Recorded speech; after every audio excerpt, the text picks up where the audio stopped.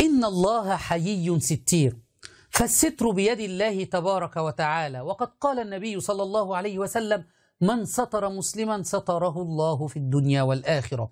لكن في دين الشيعة يوجد ستير غير الله تبارك وتعالى يستر عليهم ذنوبهم، يستر عليهم قبائحهم، ويسترهم يوم القيامة غير الله سبحانه وتعالى عياذا بالله. هل رأيتم كفر مثل هذه الكلمات؟ نعم، في دين الشيعة إمامهم المهدي هو الذي يسترهم ويستر عيوبهم ويستر قبائحهم عياذا بالله.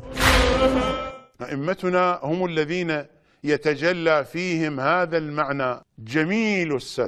جميل الستر هو إمام زماننا، هو الذي يستر علينا، والذي يستر علينا قبائحنا وأخطاءنا وعيوبنا، يستر علينا ونحن في الدنيا، ويستر علينا ونحن في قبورنا، ويستر علينا ونحن في مشاهد الفضيحة يوم القيامة.